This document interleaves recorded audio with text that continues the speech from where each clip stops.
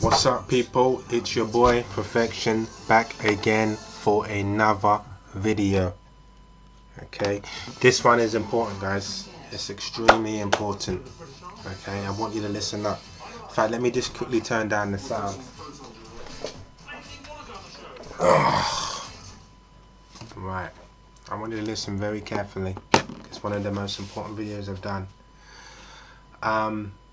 Now, as you guys know, one of my very earlier videos, which was a bit of a negative one, but it had to be put out there.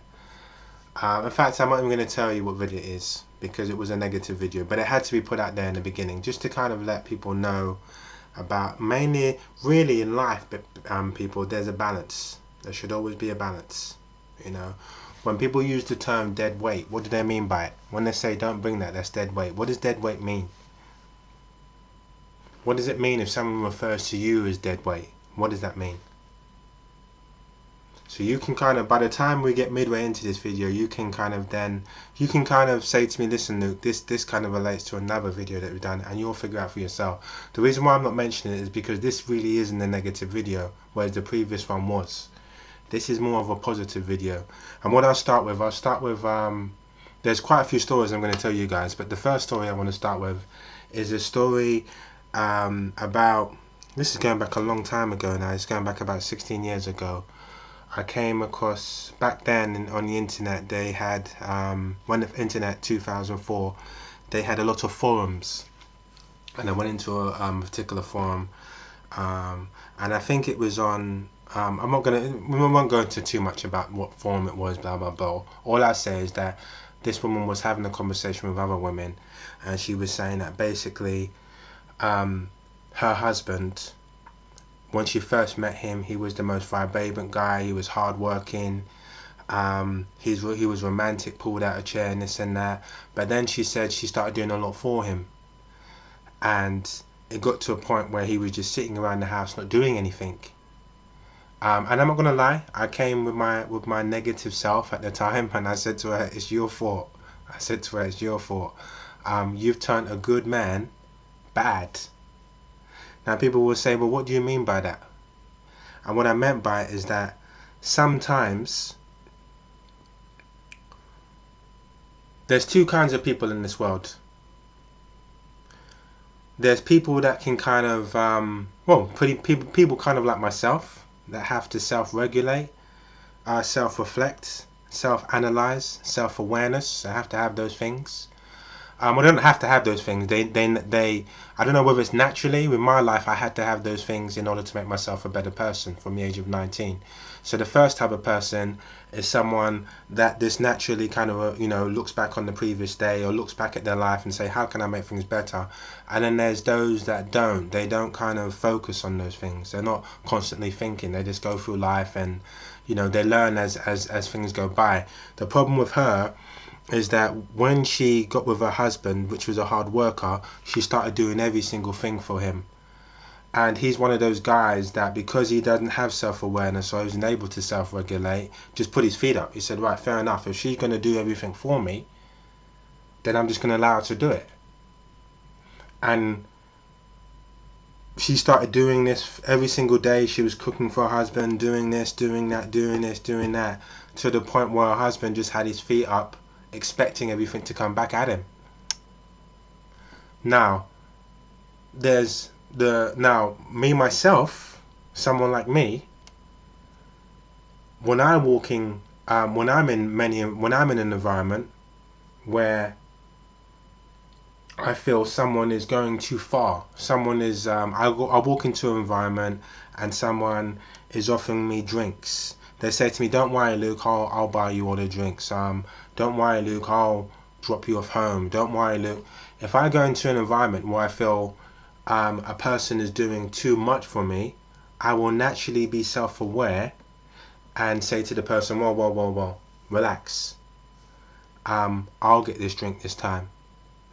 Or if I can't afford it, because there have been times where I've gone outside and someone's bought me or tried to buy me multiple drinks, and I've said, no, we only agreed, you agreed that if I was to come out of you, you'd buy me a drink. That's why I'm here. You bought me the drink, You don't need to buy me no more drinks. You know, I agreed before I came out. I didn't have the money. You wanted me to come out, so I've come out with you. You said you buy me a drink. That's good enough. I'm happy. I'm cool. You know, that's if I didn't have the money. If I did have it, then it automatically kicks in with me, and I automatically, once the scales start to go too high, to the point where it's almost like someone is kind of carrying me, well, I become almost like I wouldn't say dead weight, but I start taking advantage of the people that are around me. Then that self-awareness will naturally kick in, and I will naturally say, well, slow down, enough, and I'll buy the person back the drink or this or that. But other people, for people out there that don't have that self-awareness and continuously take, does that make them bad people? No, it doesn't. It doesn't make them bad people, because there are some people out there that and I'll give you a perfect example of that actually. What excuse can I give to it? Right, I'll just say that I don't want to be putting people on blast here. All right, so imagine, okay, let's just imagine again, I'm trying to make it as random as I can, but imagine, say, there's this father and son, and the father has always gone out of his way to help his son. You know, say the father had two sons, or two daughters. Let's say the father had two daughters. He's always gone out of his way to help his two daughters, right?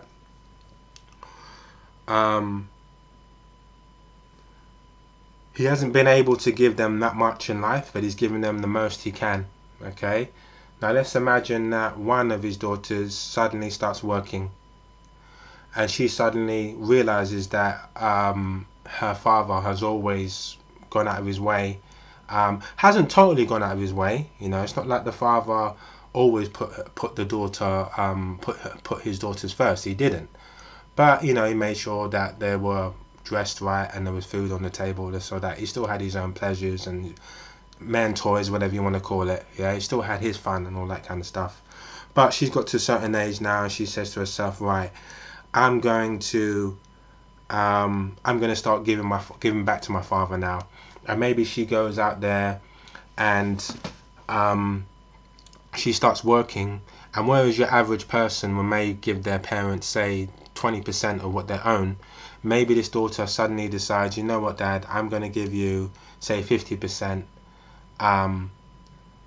just to see you go on holiday. So maybe there's a goal, and she wants to see her dad go on holiday, so she starts giving her dad 50% of the money. The thing is that this father now, he then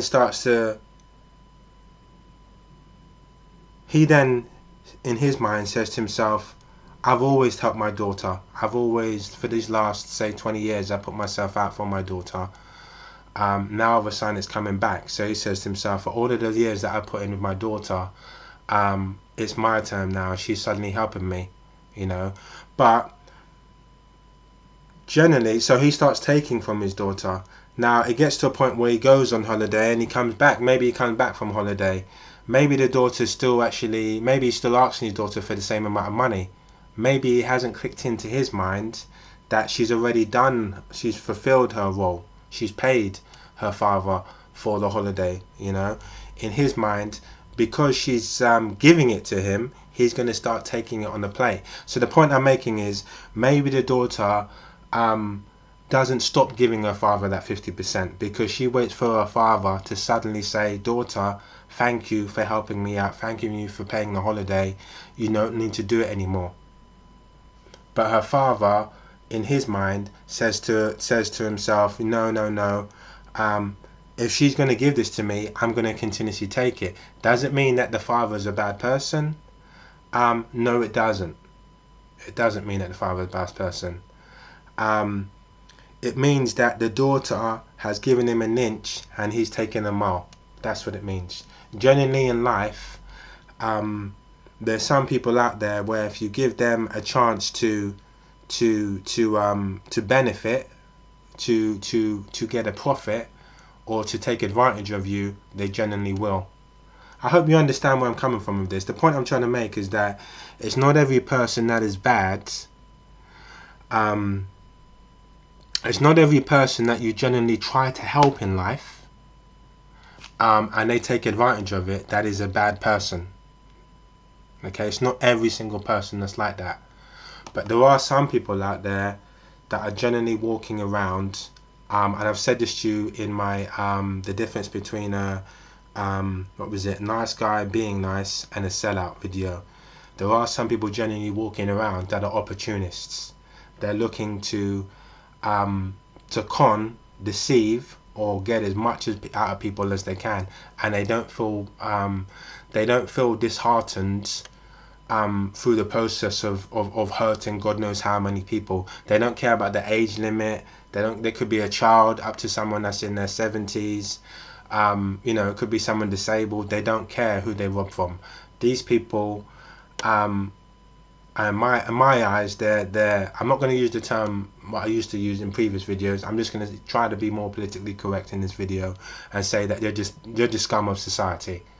But they're different from someone that fails to recognize that people are doing too much for them. They fail to recognize that.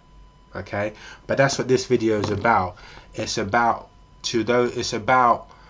me trying to tell people that you should always have in the back of your mind, you should always be carrying your own weight. You should never become dead weight.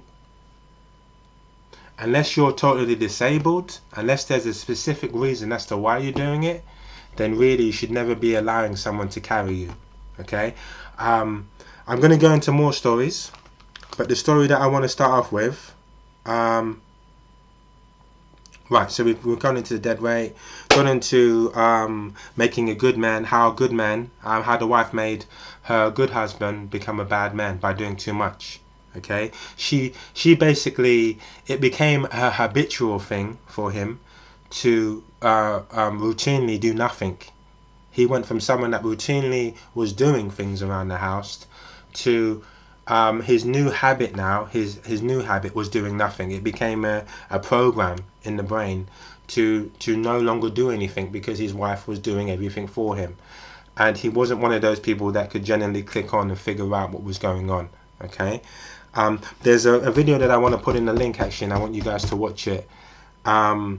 It's just a video about, I think it's a video called something like do these things if you want to succeed in life. But there's one guy he talks about, it's really important, and what he talks about is that he was working, he was the manager or the CEO of some small little company that he was making, and a lot of his staff were kind of slacking and they weren't doing things accordingly.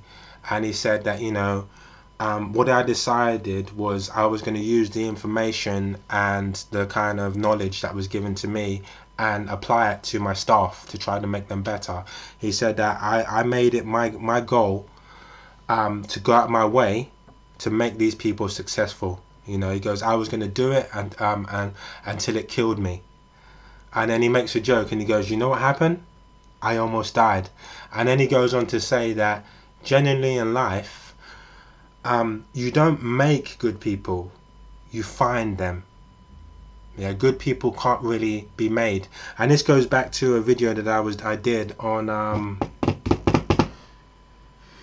I think it might be the Perfection Philosophy or the Perfection Philosophy Revisited, one of those videos when I talked about there's only so many changes that we can make until we're stuck in the same kind of personality. So if you link it into what he was saying, he's saying good people aren't made, they're found. Either you are good or you're not. I used to have a saying when I was younger, and that's that if I have to teach you how to be human, you're not worth knowing. If I have to teach you basic little things, like you don't do that will upset someone. And of course if I have to teach you basic little things that you should know anyway, then you're really not worth knowing. You're not worth my time.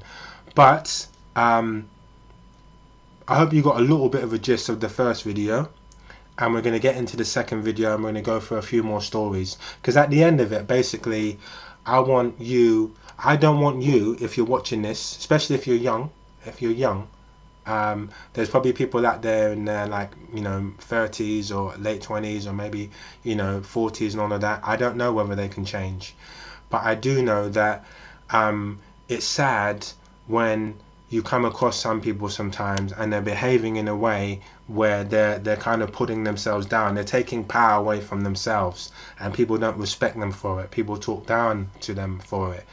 And that's what this video is about. If you get through these videos and you understand where I'm coming from, you'll be able to walk into a room and people can't really say that much about you. But I'll get into that in my next video. Alright, see you in the next video. Peace.